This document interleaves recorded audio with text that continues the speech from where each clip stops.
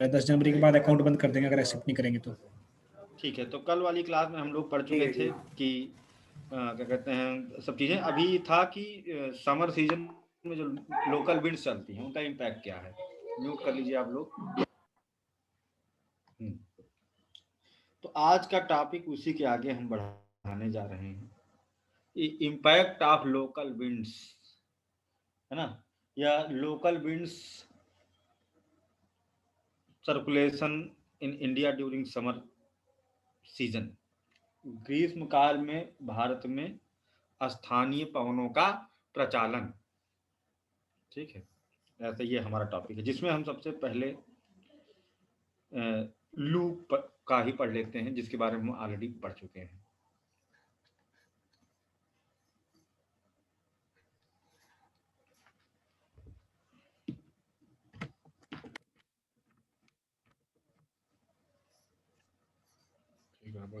क्या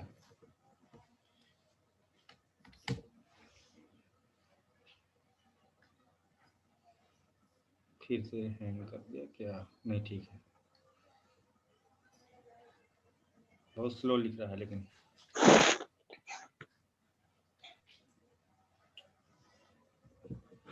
तो पूरा बनाना पड़ेगा। ये कहाँ से निकलती है, हम एक डायग्राम बना लेते हैं तो लोकल विंड समझने आसान भी रहेगा।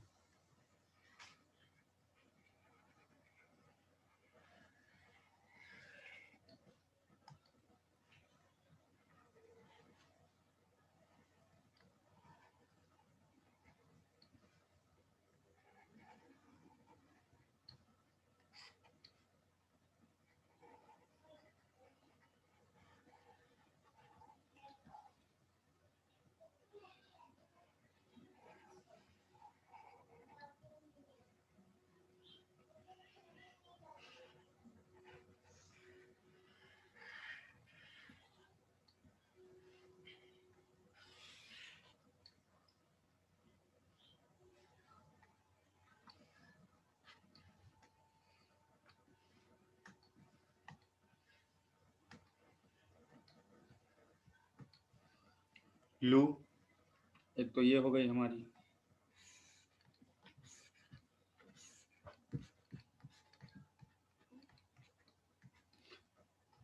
जो ईरान के मरुस्थल से उठती है। दस्त ए लूट, दस्त ए कबीर मरुस्थलों से आगे बढ़ के थार मरुस्थल में, है ना, मई और जून के महीने में, मतलब कि मानसून आने के पहले ये चलती है। और मानसून ट्रफ क्या होती है आगे भी बताएंगे। मानसून ट्रफ के फॉर्मेशन में हेल्प करती है। ड्राई होती है, dry moistureless hot wind, circulation west to east. क्यों? बिकॉज ऑफ हीट वेव, ऊष्मीय तरंगों के कारण यह पश्चिम से पूरब की ओर चलती है। नीचे से ऊपर को उठती हुई सी प्रतीत होती हैं, आगे बढ़ती हैं, फिर गिरती हैं, फिर उसके बाद नीचे से ऊपर की ओर बढ़ती हुई चलती हैं, उठती गिरती ये आगे बढ़ती हैं। लेकिन आपको ये उठती गिरती महसूस नहीं होगी, क्योंकि ये मतलब मीटर में उठती नहीं गिरती नहीं है। 20-20, 25-25 किलोमीटर में ये खेल होता है, तो आप उसको समझ नहीं पाएंगे। और डस्टी होती हैं। सवेरे लगभग 9, 9:30 बजे से इनका सर्कुलेशन शुरू हो जाता है ना, और दोपहर तक इनकी स्पीड 12 बजे से 2 बजे तक बहुत तगड़ी होती है। ठीक है, स्पीड और ड्राइनेस, वार्मनेस, ये 12 बजे से 2 बजे के बीच बहुत तगड़ी रहती है, अपनी मैक्सिमम इंटेंसिटी गेन कर लेती हैं। ठीक है, और उसके बाद इनकी स्पीड स्लो होने लगती है ना, 3 बजे तक ये बंद हो जाती हैं। ठीक है, 30 to 40 किलोमीटर पर आवर की रफ्तार होती है। 30 से 40 किलोमीटर प्रति घंटा की रफ्तार होती है लू की। सिग्निफिकेंस यही है कि ये मानसून ट्रफ का निर्माण करती हैं, जो कि भारत के दक्षिण पश्चिमी मानसून को खींचने का कार्य करता है। मानसून ट्रफ का निर्माण करती है।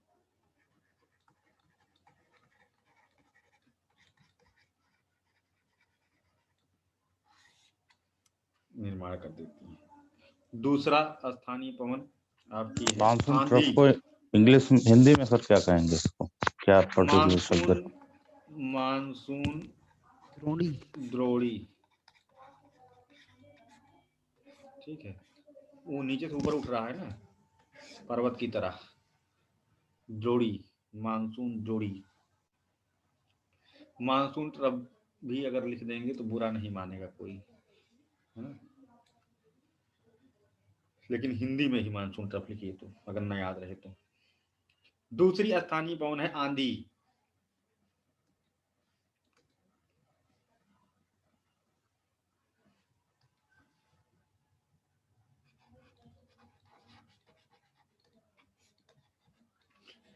आंधी शब्द का मतलब है अंधा, शब्द से बना हुआ है। अंधा मतलब ब्लाइंड।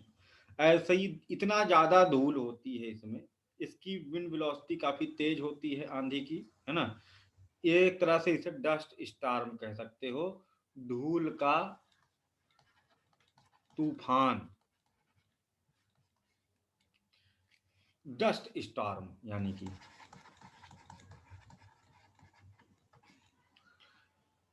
और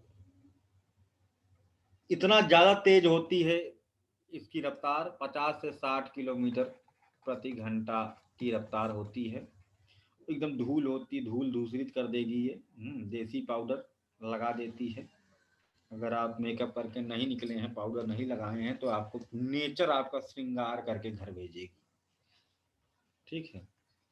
काले हैं तो गोरे होकर के लौटेंगे, है ना। कहाँ कहाँ चलती हैं, मतलब इतना धूल की दिखाई ना दे आंख से, आंख में धूल भर जाएगी तो देखोगे क्या। राजस्थान, हरियाणा, पंजाब, जम्मू कश्मीर, उत्तर प्रदेश, बिहार, मध्य प्रदेश, ये आप कह सकते हैं mainly in northern part of India.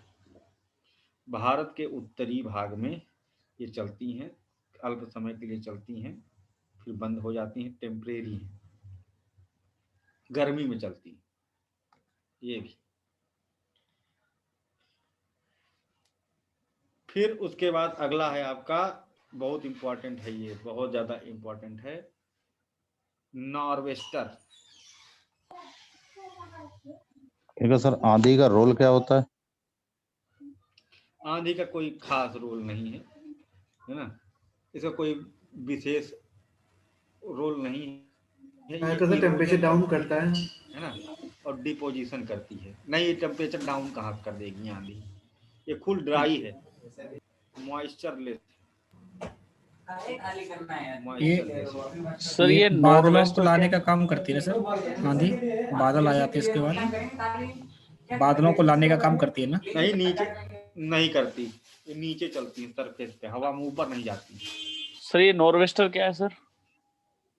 हवा है नॉर्वेस्टर, है ना, नॉर्वेस्टर हवा का नाम है। ये भी स्थानीय पवन है।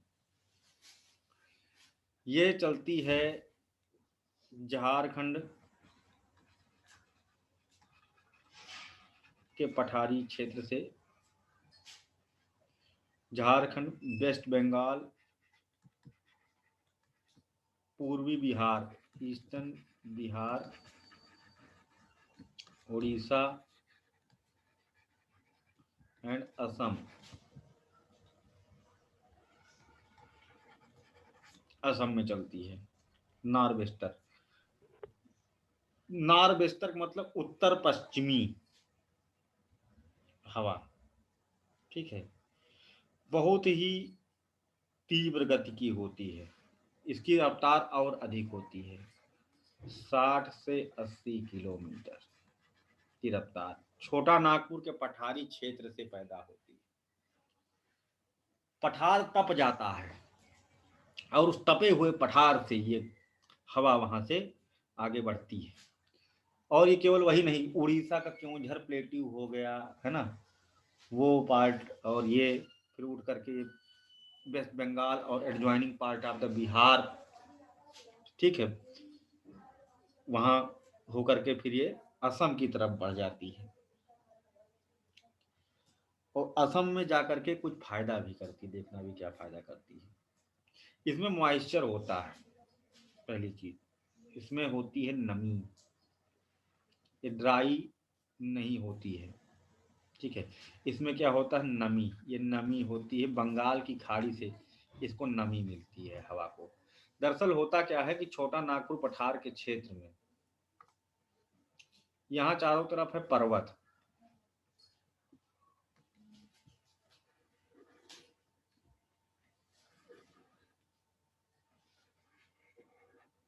है ना, चारों तरफ पर्वत है, तो जो हवा होती है वो यहाँ पर ट्रैप होकर के घूमती है, घूम करके निकलती है गर्म होकर के।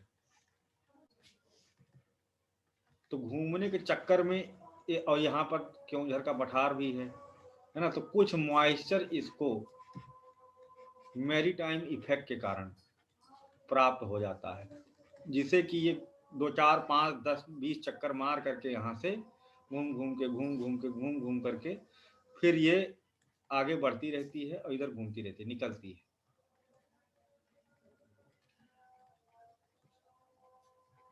पठारी क्षेत्र की मिट्टी को थोड़ा सा काटती भी है और पहुंचती है असम, ऐसे थोड़ा सा डैमेज भी करती है, क्योंकि ये घूमने के कारण इसमें सेंट्रीफ्यूगल फोर्स जनरेट होता है, तो ऊपर की हवा ऊपर को धक्का भी खाती है, जिस कारण से जो इसमें मॉइस्चर होता है, नमी होती है, वो नमी हो जाती है कंडेंस और वो हेल में कन्वर्ट हो जाती है। यानी कि ये हेल स्टोन का कारण भी बनती है, हिमपात करवाती है।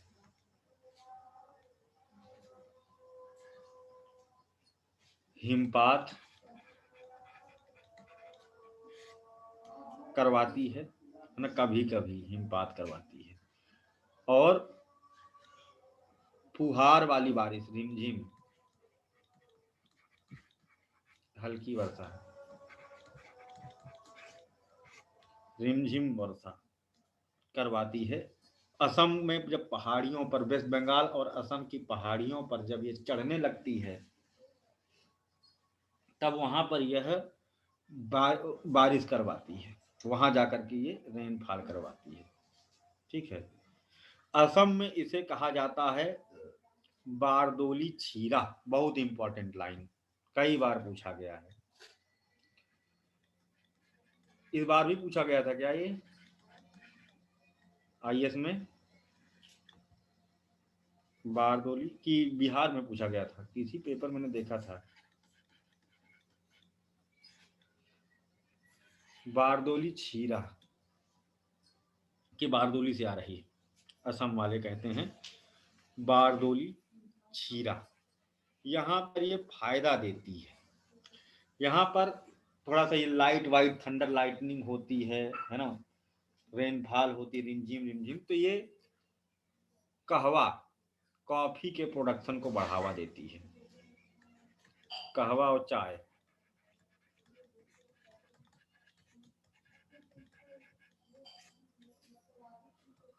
की खेती को लाभ देती है। ये ऑप्शन में था कि इससे लाभ होता है ना, तो ये भी सही बात है, ये भी सही रहेगा। दूसरा इसका नाम है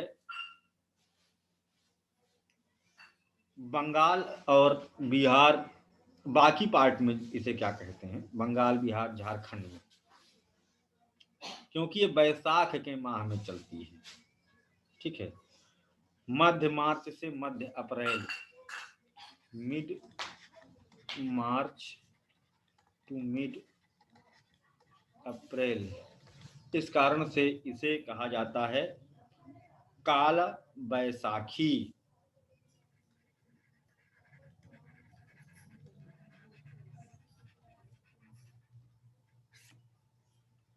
ब्लैक स्टार, क्योंकि ये काले घने रंग के बादलों को उड़ा करके अपने साथ लेके जाती है, इसलिए इसे काल बैसाखी भी कहा जाता है। डार्क क्लाउड लेके जाती है और बैसाख के महीने में चलती है, इसलिए इसे काला बैसाखी कहा जाता है।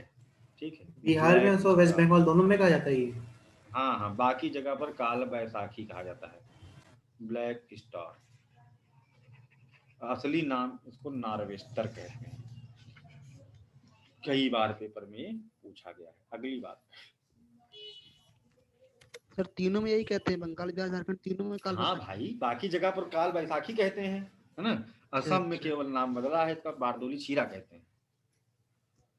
ठीक, लोकल नेम है इसका, सर स्थानीय।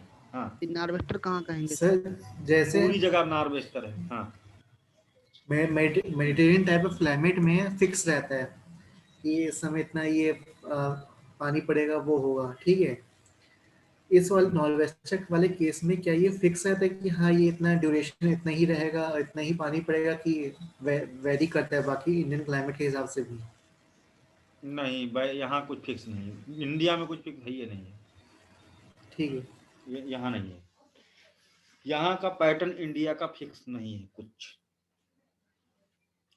अगला है, ऐसा ही देखने को मिलता है, केरल और कर्नाटक में हवा चलती है। ठीक है,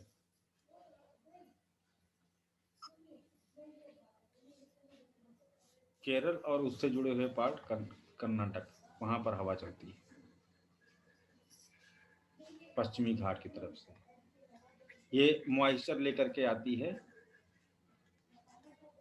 अरब सागर से। ठीक है, यहाँ पर इसे कहा जाता है, यहाँ बारिश करवाती है, इसे कहते हैं केरल में। देखो, तमिलनाडु वाली ठंडी में बारिश होगी, मैंगो सावर, अभी नहीं। ठीक है, मैंगो सावर, हालांकि तमिलनाडु का पार्ट जो केरल जुड़ा हुआ है वहां भी बारिश होती है।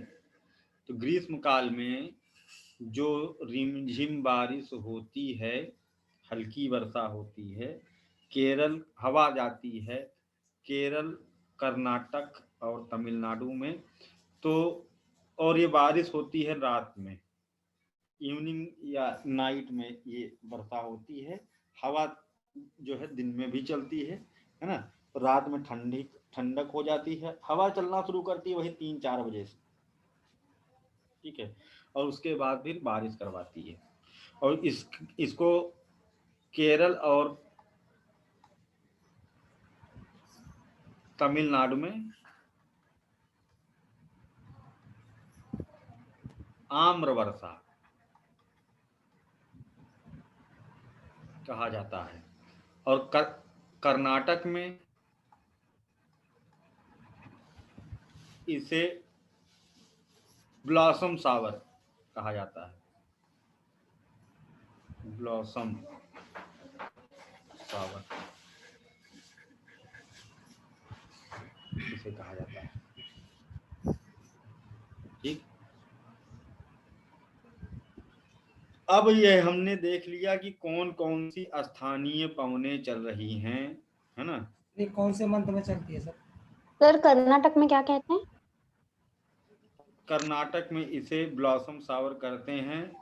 ठीक है, या इसे चेरी ब्लॉसम भी कहते हैं, क्योंकि चेरी के फूल खिल जाते हैं, चेरी खेती होती है वहाँ, तो चेरी के फूल खिल जाते हैं, इसलिए इसे चेरी ब्लॉसम्स या फिर ब्लॉसम सावर के नाम से कर्नाटक में जाना जाता है।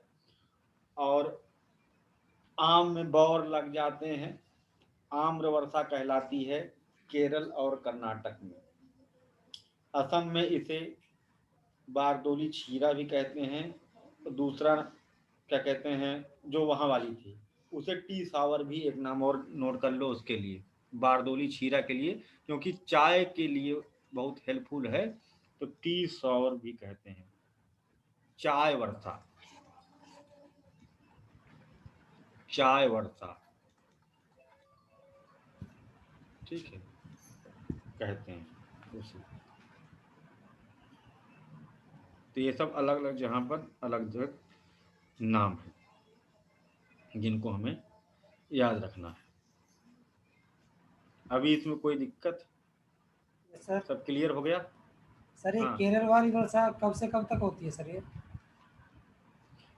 केरल वाली वर्षा ये वही जब ट्रॉपिक पर पहुंचा होता है, मार्च से मिड अप्रैल।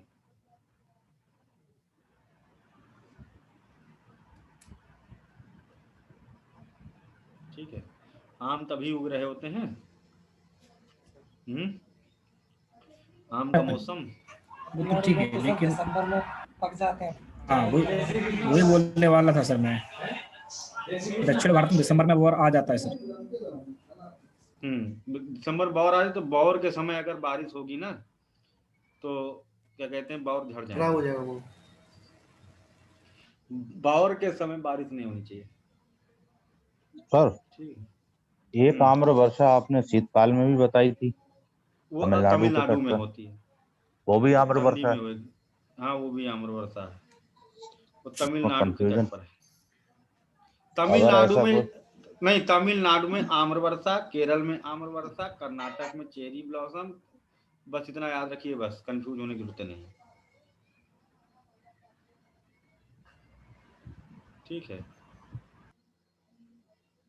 कंफ्यूज होने की उसमें आवश्यकता ही नहीं है। अभी जब मानसून लौटेगा तब बारिश करेगा तब वो कहलाएगा। वो भी आम्र वर्षा हुई ना सर? हाँ सर्दी में, हाँ सर्दी में। ठीक।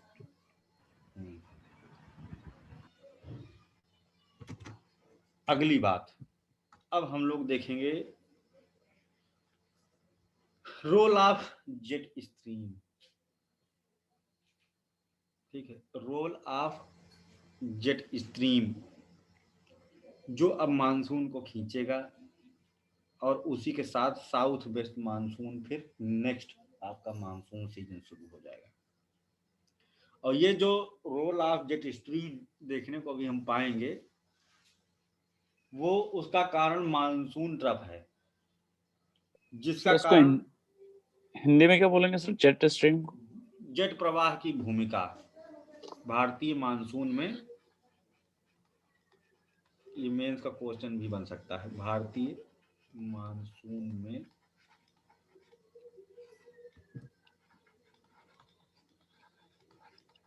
जेट धाराओं की या जेट प्रवाह की भूमिका।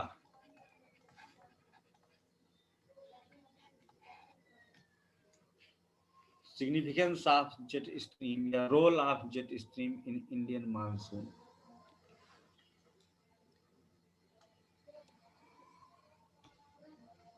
तो ये जो जेट धाराएं हैं,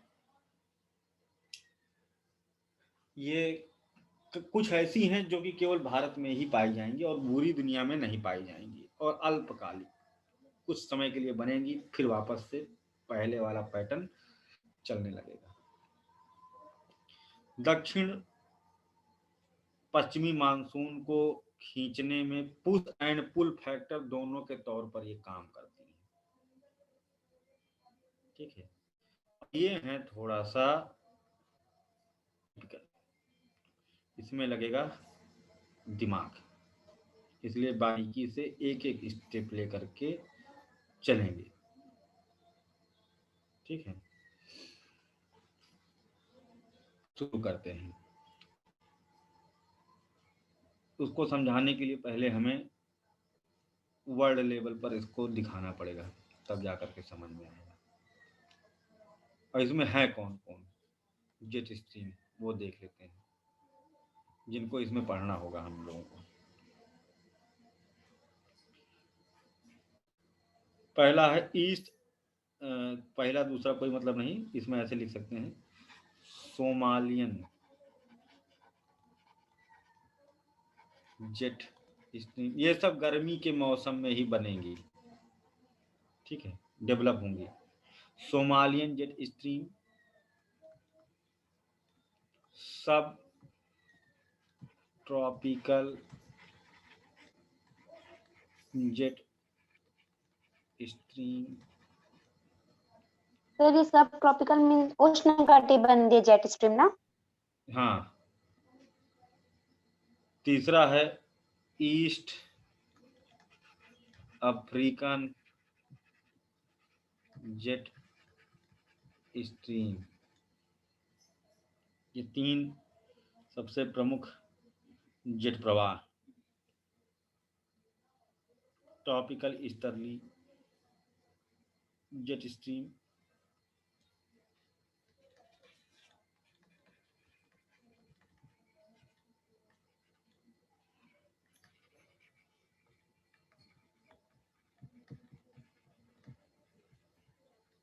इन जेट प्रवाह को भी हमें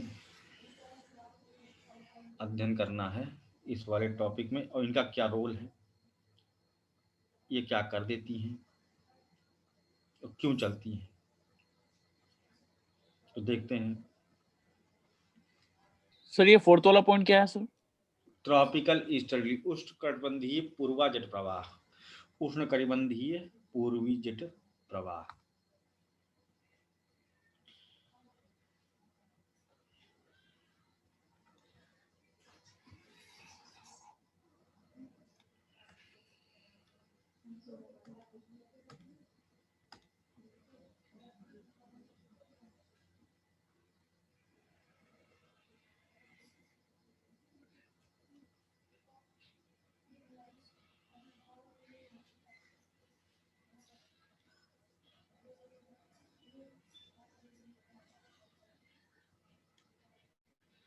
पाँच डिग्री उत्तरी अक्षांश, 5 डिग्री दक्षिणी सदन, 0 डिग्री। ये हुआ। इसके ऊपर चले, ये कौन सी जगह है? लो प्रेशर बेल्ट है, डोल्ड्रम, जिसे क्या कहते हैं? ITC Z. क्यों कहते हैं ITC जेड? सबको कंफर्म होगा ना? जिनको ये सब बेसिक बातें नहीं कंफर्म होगी उनके ऊपर से आएगी, और उसके दोष उनका है, क्योंकि पढ़ाया गया है, नहीं बोल गए तो हम नहीं जानते।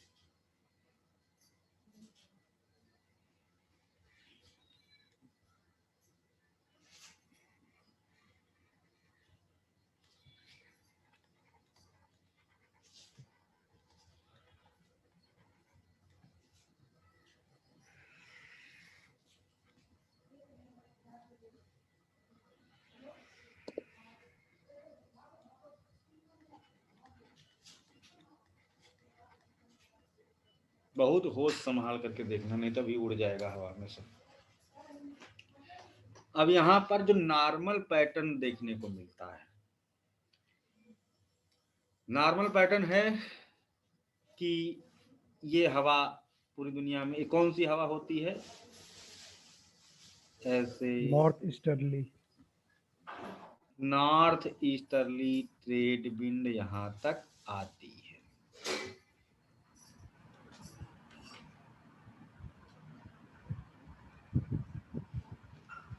ठीक, ये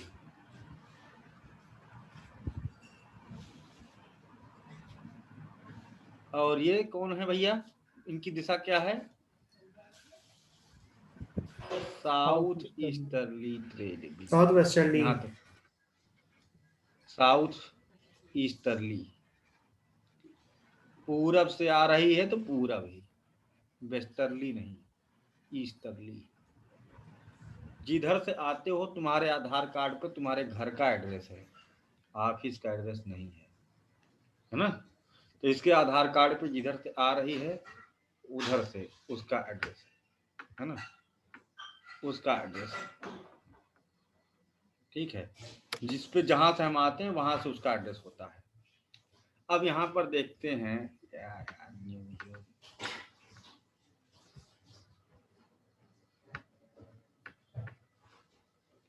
हाँ, तो यहाँ पर हम देखते हैं कि ये जो पॉइंट है हमारा, जिधर से आ रहा था, कौन सा दिशा हो गया? कौन सी दिशा है भाई? कौन सी है? ईस्ट। ऊपर वाला नीचे ईस्ट है और नॉर्थ है, तो नॉर्थ ईस्टर्ली। और ये कौन सी हो गई, साउथ ईस्ट, तो साउथ ईस्टर्ली। और दोनों जा करके यहाँ पर बीच में लो प्रेशर की तरफ भाग के गई, और वहां, और यहाँ क्या है, हाई प्रेशर है, यहाँ पर भी हाई प्रेशर है, इधर से भाग के गई, इधर टकराई, यहाँ से ऊपर उठी, है ना। ऐसे नॉर्मल पैटर्न होता है। और ये हेडली सेल है, जिसे क्या कहते हैं, हेडली सेल, और ये ऐसे घूम जाती है।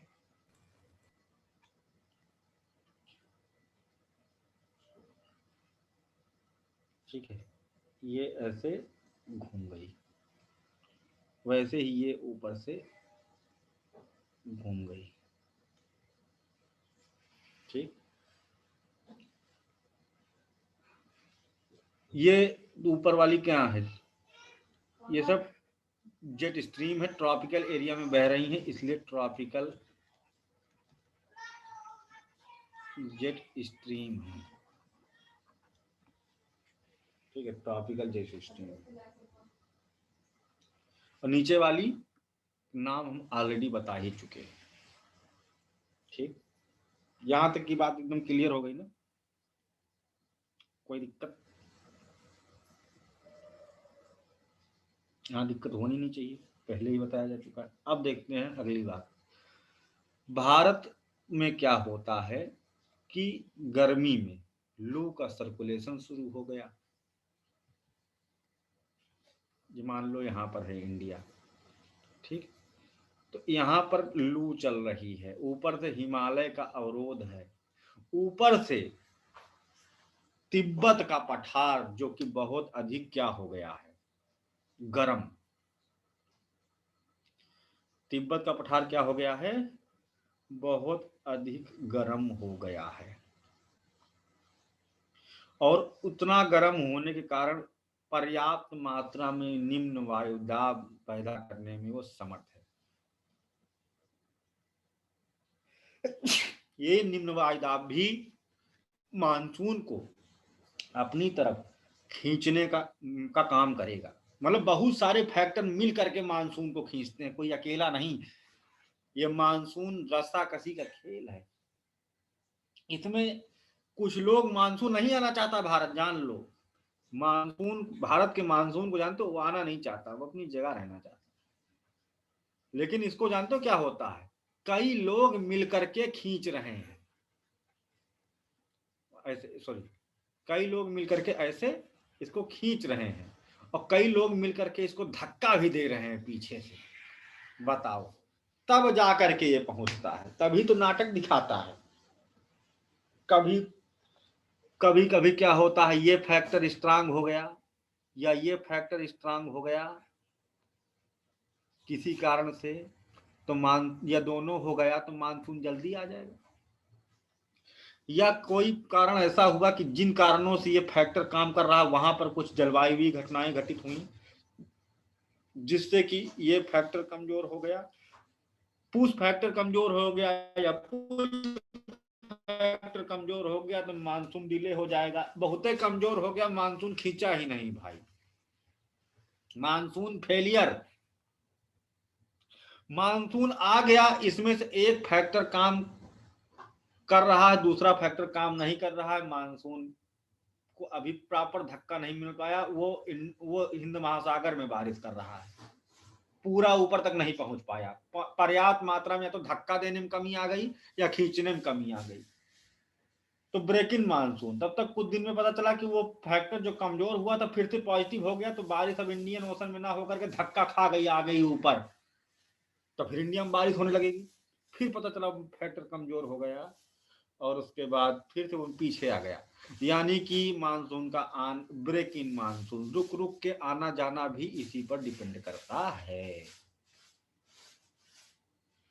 अब फिर वापस आते हैं यहाँ पर, यानी तिब्बत के पठार की भूमिका भारत के मानसून। और ठंडी में वहां पर बर्फ जम जाती है तिब्बत के पठार में, और तिब्बत का पठार बहुत ठंडा हो जाता है और बहुत ठंडा होकर के हाई प्रेशर पैदा करता है, और अब वो मानसून को हिंद महासागर की ओर धक्का मारता है। यानी कि वो रिट्रीटिंग मानसून में हेल्प करता है, लौटते हुए मानसून को धक्का मारता है, जिससे कि वह आराम से आगे बढ़ जाता है। यानी उत्तर पूर्वी मानसून, नॉर्थ ईस्टर्न मानसून को धक्का मार करके वो पहुंचाता है। पुश फैक्टर, यानी कि तिब्बतन प्लेट्यू गर्मी में किस तरह काम करेगा, एज ए पुल फैक्टर। और ठंडी में पुश। बहुत बढ़िया। ये सब ड्राइविंग इंजन है भारत के मानसून के। बड़ा सिंपल सा, कोई दिक्कत है ही नहीं इसमें, तो समझ में तो आ ही गया है ना। और तिब्बत के पठार से इसी कारण से जहाज नहीं गुजरती हैं। ये प्री का क्वेश्चन था, क्यों नहीं गुजरती हैं भाई, तिब्बत के पठार से जहाज क्यों नहीं गुजरती हैं?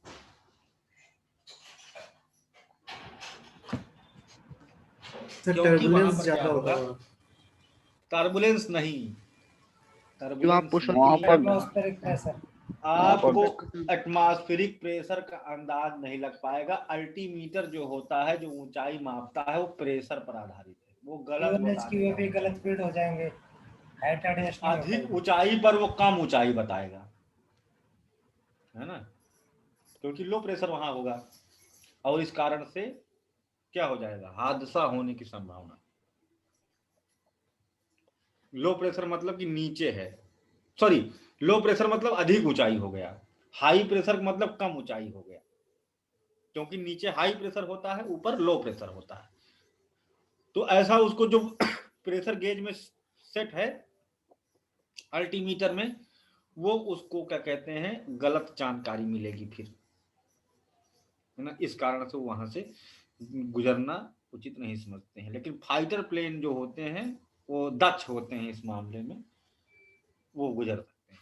फाइटर प्लेन की बात अलग, ठीक है। मतलब सर ऐसा लिख ले कि उसका अल्टीमीटर दाब की सही गणना नहीं कर पाएगा। ताप की नहीं, ऊंचाई की, वायु दाब की ऊंचाई सही गणना नहीं कर, वायु हाँ दाब पर दाब काम करता है वो, दाब ही कह रहे हैं। वायु दाब पर, एयर प्रेशर पर काम करता है, एयर प्रेशर की सही गणना नहीं कर पाएगा। ये प्री का क्वेश्चन। जी रितुल जी ने हैंड रेज किया था, हाँ बताइए।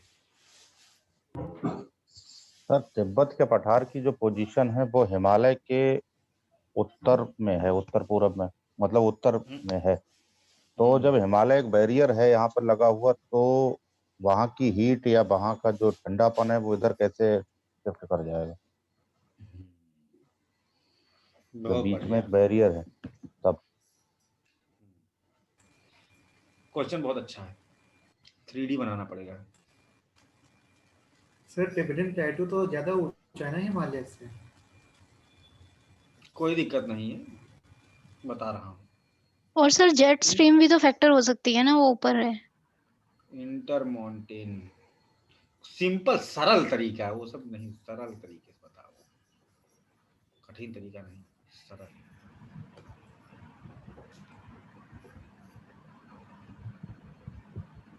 ठीक है, ये एक क्या कहते हैं, सिगार है, ठीक। और यहाँ सिगार में, यहाँ पर चलो, यहाँ छेद है सिगार में, और हवा यहाँ की नीचे है।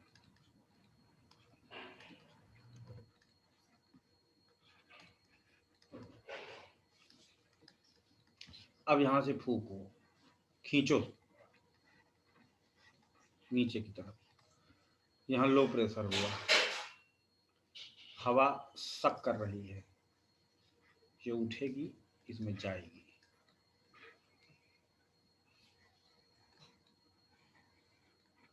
खींचेगी,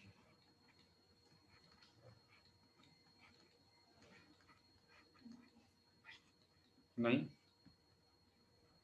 ये खींच लेगी, क्योंकि हवा एक दूसरे से कनेक्ट है।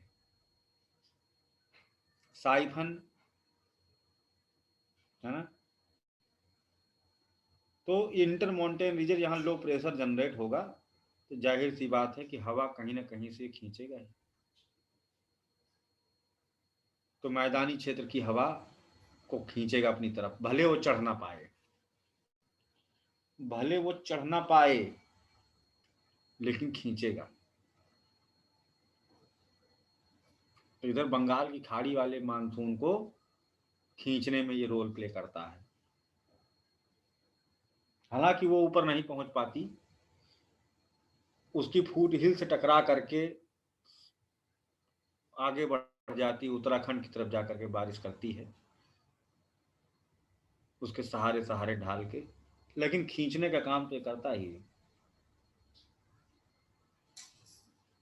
तभी तो गारो खासी सब पार करके मानसून आगे बढ़ जाता है, इसके खिंचाव के कारण। अभी क्लियर हो जाए, अभी क्लियर है कि नहीं? इतनी बात है, एक छोटे से एग्जांपल की बात। मतलब जो ये पोजिशन पुल तिब्बत का फैक्टर पठार है, है ये इतना स्ट्रांग हिमालय है कि अवरोध है, ये मैदान जो है, ये हवा ऑरोग्राफिक है। बैरियर है,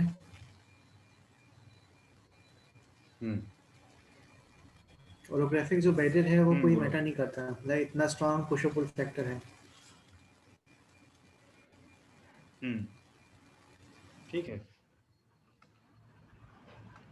तो अभी क्या हो गया कि यहाँ पर लू का, एक तो लू का सर सर्कुलेशन हो रहा है। सॉरी हाँ। Sir, sorry to interrupt you. क्या आप प्लीज सर दोबारा बता सकते हैं सर, क्योंकि क्या है सर, बहुत ज्यादा होच-पोच हो चुका है। फिर से पूरा बताऊं? सर पीछे वाला बस वो थोड़ा सा सर, जहाँ पर थोड़ा सा आ रहा है, मुझे डाउट आ रहा है वो सर, मैं तुम्हारा बता डाउट नहीं था, वो सर तुम्हारा वहां डाउट नहीं था। उनका डाउट कौन था सा सर, डाउट? लेकिन यही सर सिगार वाला क्या के डाउट जैसे है इसमें? जो जो उन्होंने बोला था कि ये अरे सीधी सी हिमालय। बात है, यहाँ पर हिमालय में तिब्बत का पठार है। चलो ये हिमालय है, ये मैदानी क्षेत्र है,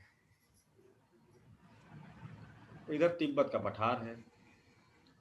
अगर ये गर्म हुआ, यहाँ लो प्रेशर पैदा हुआ, तो ये हवा यहाँ की खींचने का प्रयत्न करेगा, भले उस पर चढ़ ना पाए। ठीक है, क्योंकि अगर यहाँ करेक्ट पर्वत की हवा खींची है, तो यहाँ की हवा नीचे से ऊपर की ओर खींचेगा ये अपनी तरफ। लेकिन ये बंगाल की खाड़ी वाले मानसून खींचता है। अभी नहीं समझ में, आगे समझ में आ जाएगा, परेशान ना हो। अभी जो हम समझाना चाह रहे हैं उसको कम से कम समझा लें, ये आगे टॉपिक है। हाँ, अभी यहाँ देखो मानसून ट्रफ पैदा हो गई। अगर नहीं समझ में आएगा तो हम ये चैप्टर अभी नहीं पढ़ाएंगे, क्योंकि हो जाएगा तुम लोगों के लिए भारी। अभी दिमाग है छोटा। ये मानसून द्रोणी 20 से 25 डिग्री अक्षांशों के बीच, 20 to 25 डिग्री लैटिट्यूड के बीच क्या पैदा हो गई? Monsoon trough. कंटेनर ही निकालना पड़ेगा ना सर, हमको म्यूट लगा कर लो, इधर से निकालना है बीटीपीएन वाला। म्यूट कर लो भाई।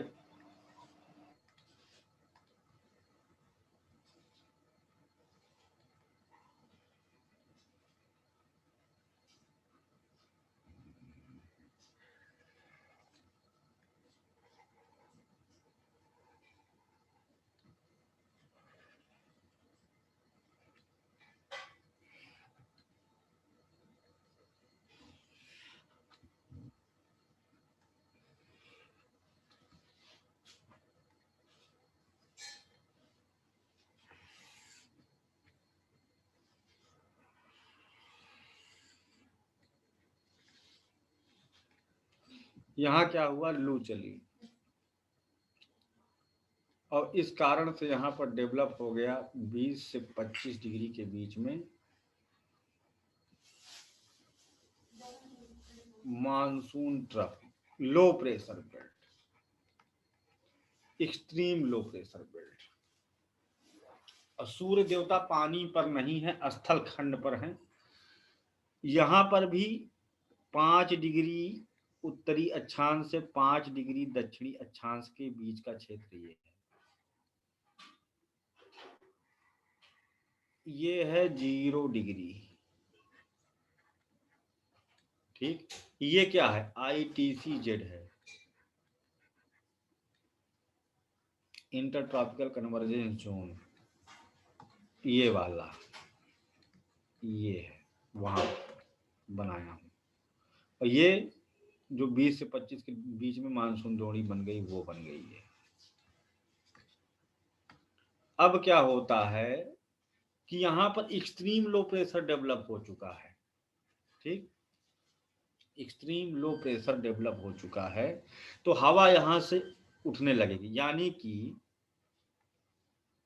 ये जो आती थी उत्तर पूर्वी सनातनी पवन 5 डिग्री तक जाती थी, अभी वहां नहीं जाएगी, क्योंकि इसको ऑलरेडी लो प्रेशर यहां तगड़ा मिल गया है। ठीक, इसको ऑलरेडी लो प्रेशर यही मिल गया है, तो ये यहीं से ऊपर उठ करके घूमना शुरू कर देगी, घूम जाएगी यहीं से।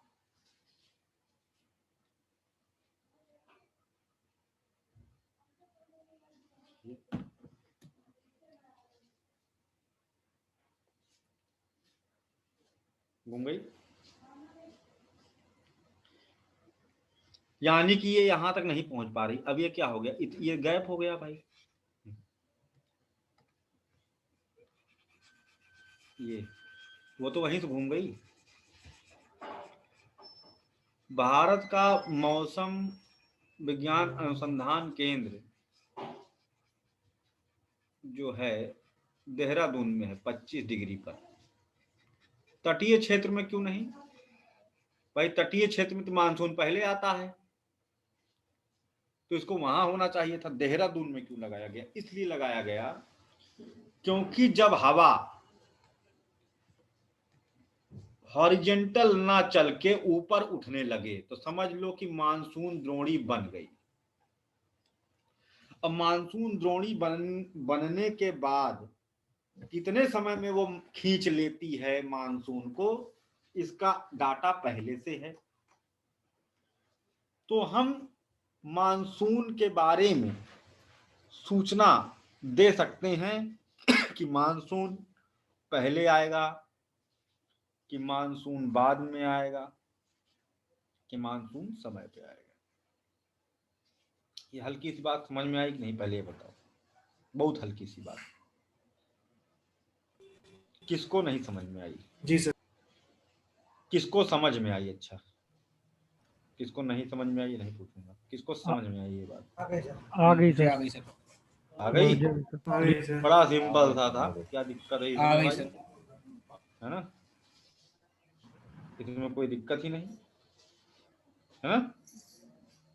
बस सर एक बार लाइन रिपीट कर दिए, उसको थोड़ा नोट कर ले, एक बार थोड़ा छूट गया बस इसी लाइन को जो आपने लास्ट टाइम बोली है। सुन के नोट करना है ना, उसमें सुन लेना। इसमें सिंपल सी बात है कि जो उत्तर पूर्वी सनातनी पवन यहां तक आ रही थी, यहां से घूमती थी, ट्रॉपिकल जेट स्ट्रीम बनाती थी ये।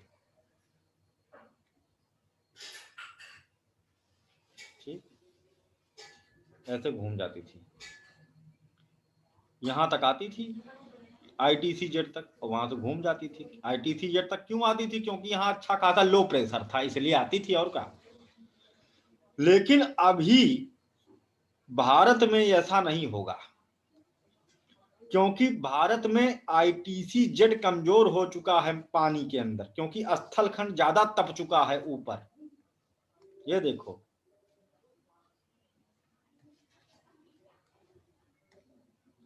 ये पानी है, ये भी पानी है, तो यहां स्थलखंड ज्यादा तप चुका है सूर्य की स्थिति के कारण, और पूरा लैंड लॉक रीजन होने के कारण, है ना।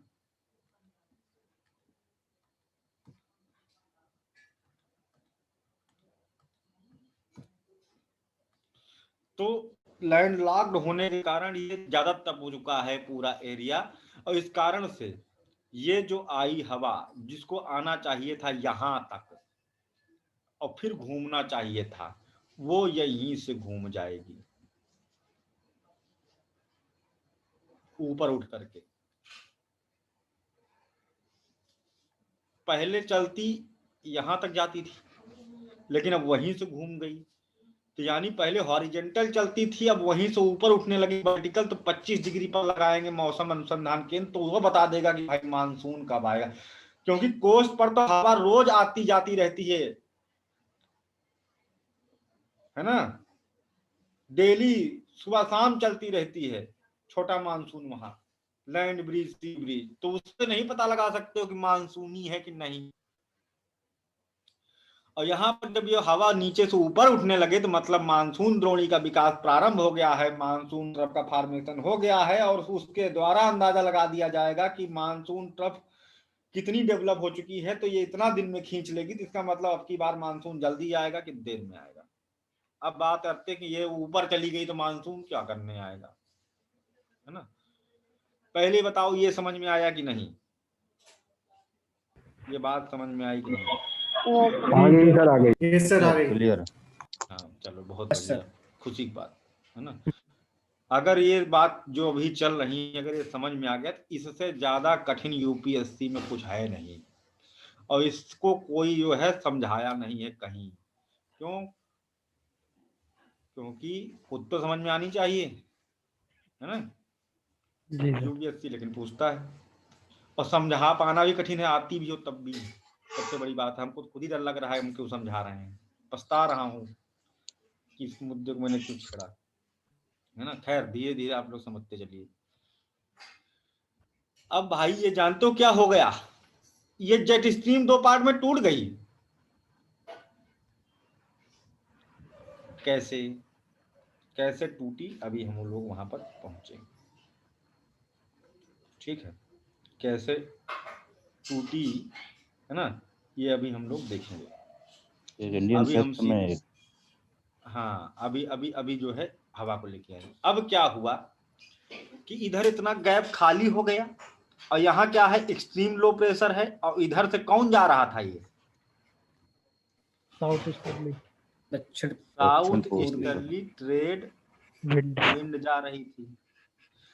अब क्योंकि ये जो पानी वाला है, क्योंकि सूर्य देवता की स्थिति ऊपर की तरफ है ना। यहाँ देखिए, यहाँ पर भी ये वाली हवा जा रही थी ऐसे, ये वही वाली है, दोनों वीक हो जाएगा sir ITC jet. ITC Z यहाँ का कमजोर हो चुका है, क्योंकि सूर्य देवता यहाँ नहीं है, ऊपर से पानी है, और ऊपर स्थल खंड है, सूर्य देवता वहां है, बहुत गर्म हो गया है। ये वाला low pressure ITC Z shift तो हुआ, 5 से 10 डिग्री आ गया, ऊपर आ गया है थोड़ा सा, ये है ना, 5 से 10 डिग्री कर लो इसे, है ना। ऊपर शिफ्ट तो ये भी हुआ, लेकिन इतना कमजोर है कि इसमें दम नहीं है ज्यादा, इसमें बहुत ज्यादा दम नहीं बची है। लेकिन ये बहुत दमदार है भाई, तगड़ा है। लेकिन कुछ जगहों पर किताबों में लिखा गया है, चाहे वो माजिद हुसैन हो चाहे कुल्लर हो, क्या लिखा गया है कि इंडिया में आईटीसी जेड 20 से 25 डिग्री तक शिफ्ट हो जाती है। एकदम गलत बात है, एकदम गलत बात है। पूरा भारत का मानसून चौपट हो जाएगा इससे। कैसे? क्योंकि अगर प्रेशर बेल्ट शिफ्ट होगी तो पूरी दुनिया में शिफ्ट होगी, और पूरी शिफ्ट होकर के जब यहां पहुंच जाएगी तो पूरा पैटर्न गड़बड़ हो जाएगा। यहां पर ये अपना 5 से 10 डिग्री शिफ्ट हुई है आईटीसी जेड, लेकिन कमजोर है। यहां पर ITC Z like phenomena develop हुआ है, ITC Z like phenomena develop हुआ है, which known as monsoon trough, जिसे मानसून द्रोणी कहा जाता है। ये क्या है? आईटीसी जेड नहीं है, यहां आई है आईटीसी जेड लाइक फेनामेना, जो कि असली वाले आईटीसी जेड से ज्यादा लो है। Extreme low pressure in comparison to actual ITCZ, it is not shifting, it is the development. जैसे आपके पास क्या कहते हैं, एक गाड़ी थी इस घर में, और ये आपका शहर वाला घर, आपने यहां से एक जो आपकी पुरानी गाड़ी थी, है ना, उसको उठा के ला के यहां रख दिया, इट इज शिफ्टिंग। लेकिन यही वाली नई गाड़ी चमकदार अभी नई आई, एकदम शोरूम से निकाल करके यहां नई खरीद के रख दिया, तो क्या इन दोनों बातों में अंतर नहीं है? है सर। यह भी है अपनी जगह पर और यह भी है अपनी जगह पर, डेवलप हो गई है। ठीक, लेकिन ये अल्पकालिक है, क्षणिक घटना है जो यहाँ देखने को मिल रही है। ठीक, तो यहाँ का लो प्रेशर जो है वो ज्यादा स्ट्रांग है ना, और अब यही खींचेगा। अब क्योंकि हवा जो यहां तक आ रही थी,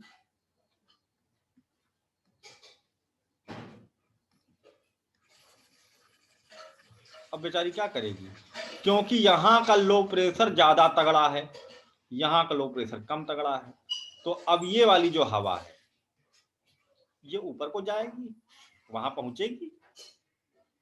ठीक है, क्योंकि ये तो कमजोर हो गया, कमजोर हो गया तो होल्ड नहीं कर पाएगी, इसका खिंचाव ज्यादा तगड़ा है, ये खींचेगा तो ये हवा अब क्या पार कर जाएगी, मतलब ITC को, हाँ, इक्वेटर को क्रॉस कर जाएगी खिंचाव के कारण। तो एक चीज और हम लोग जानते हैं कि कोरियालिस फोर्स जो होता है,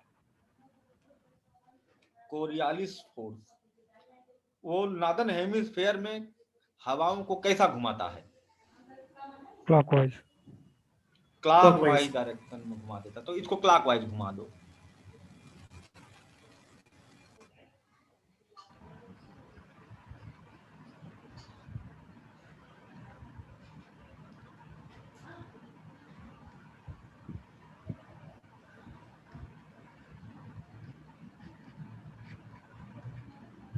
घुमा दो भाई, पहुंचा दो इसको।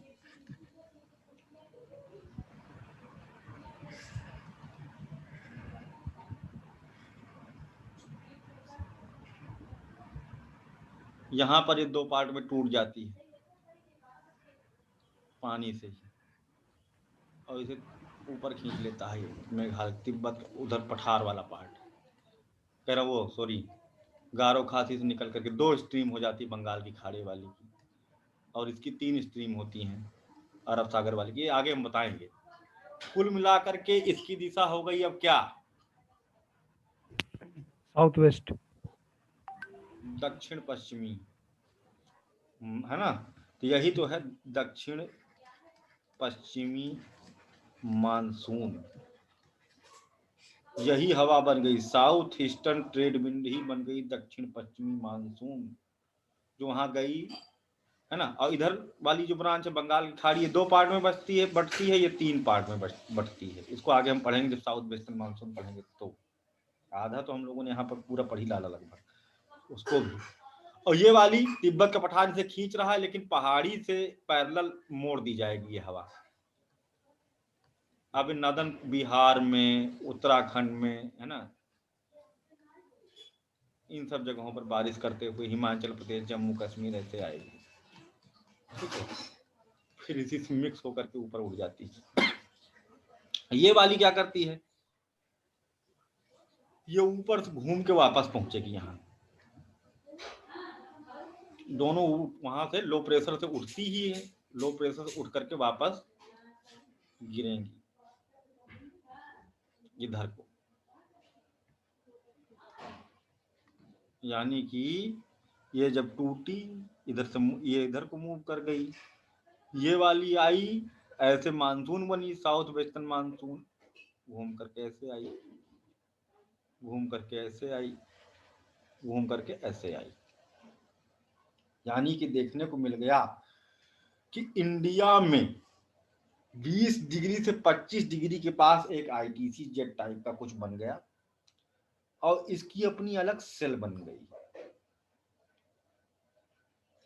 ठीक, इसकी अपनी अलग सेल बन गई।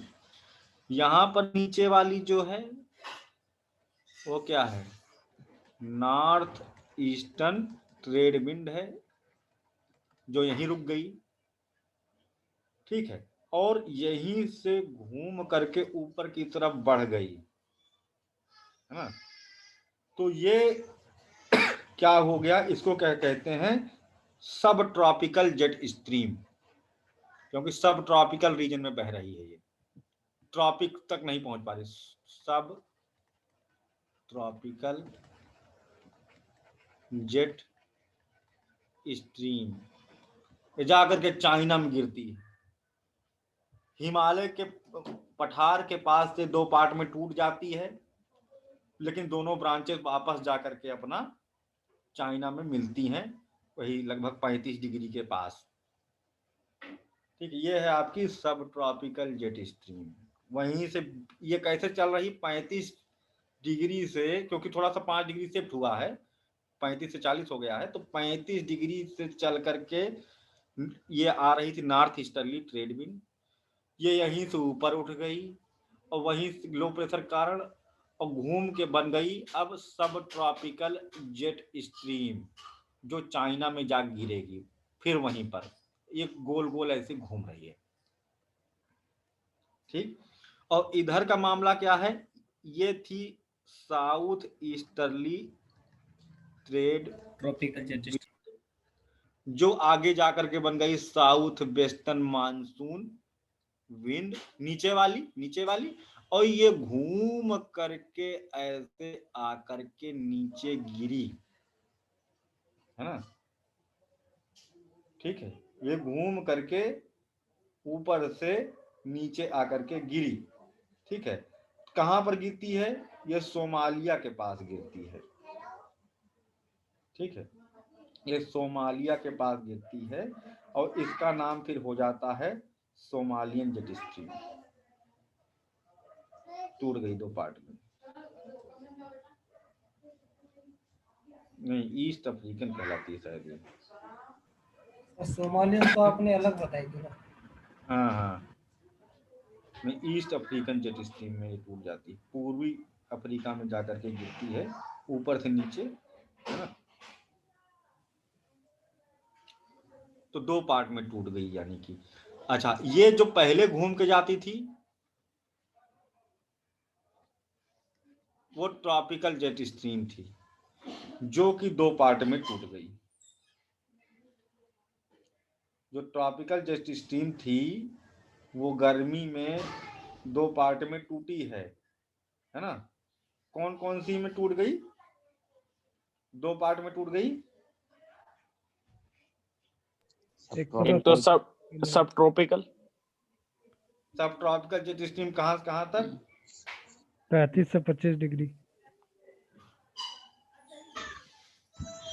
25 से 35 से 25 से 35। जेट स्ट्रीम किधर गई सर? नॉर्थ ईस्ट 25 से 35 तक। हाँ वही तो, 25 से 35 ही 35 तक। हाँ सही है, सही है। ठीक है, और दूसरी वाली किधर से किधर गई, तो 35 से 20 से 20 से पूर्वी अफ्रीका की ये वाली ईस्ट अफ्रीकन जेट स्ट्रीम, ये 20 से जा करके 5 से 20 के बीच। हाँ, 5 से 20 के बीच में किधर से किधर चलती हुई दिखाई देगी अब ये, साउथ वेस्ट एंटी क्लॉकवाइज। हाँ, एंटी क्लॉकवाइज, यानी इधर क्लॉकवाइज सर्कुलेशन है और इधर एंटी क्लॉकवाइज सर्कुलेशन है ना। ये अफ्रीका के पूर्वी भाग में आकर के गिरती है ना। ईस्ट अफ्रीकन जेट स्ट्रीम कहलाती है। ठंडी में ये गायब हो जाएगी और गर्मी में पैदा हो जाएगी और चलेगी। ठीक, क्या है ये, ठंडी में गायब हो जाएगी। क्यों गायब हो जाएगी, क्योंकि मानसून ट्रफ गायब हो जाएगी तो टूटेगी काहे को, नॉर्मल सिचुएशन हो जाएगी। और यहाँ पर जो ट्रॉपिकल जेट स्ट्रीम थी गर्मी में 2 पार्ट में टूट गई, ठंडी में कैसे चलती है, क्लॉकवाइज, है ना। लेकिन ये गर्मी में क्या हो गई, टूट गई 2 पार्ट में। सब ट्रॉपिकल जेट स्ट्रीम जो क्लॉकवाइज चल रही और एक नई पैदा हो गई ईस्ट अफ्रीकन जेट स्ट्रीम, जो कि एंटी क्लॉकवाइज चल के अफ्रीका पे गिर रही। Sir sorry to interrupt you sir, ये जो ITC जेट है ये सर सर्दियों में गायब हो जाता है क्या, जो भी गर्मियों में बना है? सर्दी की बात जितना अभी बताया हूँ केवल उतना ही सोचना है, उससे ज्यादा नहीं सोचना है। अभी जितना बताया उतना समझ में आएगा। अभी जब सर्दी पढ़ाया नहीं तो कहाँ सर्दी की बात कर रहे हैं। अभी जो पढ़ाया हूँ पहले ये बताओ, ये समझ में आ गया? अभी जहां भटके वहां तुम गायब, सारा कॉन्सेप्ट उड़ जाएगा। अभी सिंपल इस दिमाग में घुसेड़ रहा हूँ, इसको समझो। ये कुछ समझ में आई बात अभी वाली कि नहीं? ठंडी के बारे में आगे ना चलो, जितना चला रहे हैं उतने चलो। अभी जो बताया ये समझ में आया कि नहीं? क्या समझ में आया बताओ जरा sir. Just because of ITC jet जो जनरेट होता है, उसकी वजह से जो नॉर्थ ईस्टर्न जो वेव्स आती है, विंड्स आती है, वो एक तरीके इससे मानसून द्रोणी का निर्माण होता है, क्योंकि वो पलट जाती है। मानसून द्रोणी का निर्माण होता है, उससे अपन फोरकास्टिंग कर सकते हैं कि अपन का मानसून कब आएगा कब नहीं आएगा। अब जो दो वापस पलटी है उसको बोलेंगे सब ट्रॉपिकल, और जो नीचे से आ रही है मतलब साउथ ईस्टर्न जो आ रही है वो भी वापस पलट जाती है just because of the ITC jet, तो उनको बोलेंगे साउथ ईस्टर्न विंड्स। ये तक ये समझ में आ गया सर। और ऊपर वाली जेट धारा के बारे में बताओ जरा। सर ये ऊपर वाली सब ट्रॉपिकल इसलिए बोला जाता है इनको, क्योंकि ये आदि से जो 2025 का जो एक तरीके से एक डायमीटर, ये एक तरीके के स्टैंडर्ड या ये बोल लेते हैं इक्वेटर के समान अंतर जो लाइनें हैं, एक काल्पनिक लाइनें हैं वहां के डिग्री की 20 से 25 डिग्री के, वहीं से ये वापस पलट जाती है, तो ये हाफ हो जाती है, इसलिए अपन को सब ट्रॉपिकल बोल सकते हैं। तो ये सब ट्रॉपिकल जेट स्ट्रीम बोला जा सकता है इसको, क्योंकि वो वापस पलट के। और इधर वाला कहां तक चल रहा है जेट स्ट्रीम? सर ये कहां तक जा रहा है? सर ये इधर से इधर वाला हाँ ये 20 डिग्री से और ये 5 डिग्री के काल्पनिक रेखाओं के बीच में वापस पलट जाती है just because with ITC jet. तो ये वापस पलट के नीचे की तरफ ही आती है सर अफ्रीका में। बहुत बढ़िया, क्योंकि वहां ITC जेट ऑलरेडी प्रेजेंट है, वहां पर जाकर के वो नीचे गिर रही है, है ना? तो ये पूरब से आती हुई लग रही है ना, और ट्रॉपिक्स से आती हुई लग रही है। ये तो ट्रॉपिक से आती हुई लग रही है और ट्रॉपिकल जोन में ही बह रही है, तो इसे ट्रॉपिकल ईस्टर्ली जेट स्ट्रीम भी कह सकते हो आप, या अफ्रीका के पूर्वी भाग में गिर रही है इसलिए इसे ईस्ट अफ्रीकन जेट स्ट्रीम भी कह सकते हो, क्योंकि ये पूर्वी अफ्रीका पे गिर रही है इसलिए। और अच्छा ये बताओ भाई आदित्य, ये बताओ कि ये जी सर टेम्परेरी क्यों है और जब कब चलती है? सर टेम्परेरी है कि परमानेंट है ये east African jet stream? Temporary है। टेम्परेरी है। क्यों टेम्परेरी है? कब गायब होती है? सब ट्रॉपिकल से ही जाता है सर, सब विंटर्स में गायब हो जाती है।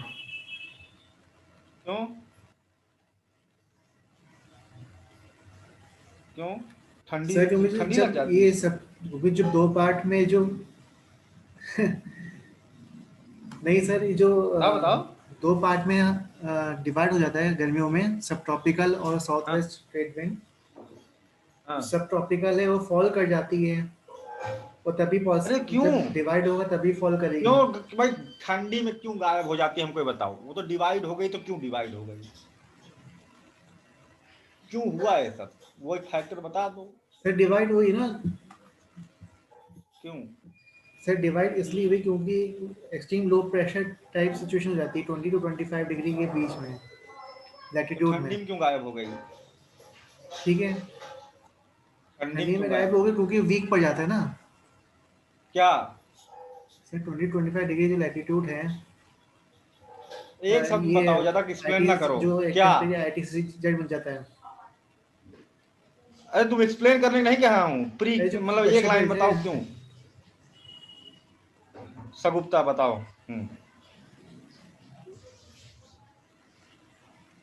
तुम समझ रहे हो, बोल नहीं पा रहे हो। हाँ बताओ सगुप्ता। अरे हाँ सर, ये जो सूरज है वो उत्तर की साइड आ रहा है और जो मानसून द्रोणी बनी एक्सप्लेन करना ही नहीं है ना हाँ, एक्सप्लेन नहीं। स्थल गर्म हो गया है। हमको एक शब्द में उत्तर चाहिए, हम सुनेंगे नहीं एक्सप्लेनेशन बिल्कुल, हमको एक शब्द में उत्तर चाहिए। क्यों? स्थल खंड गर्म हो चुका है।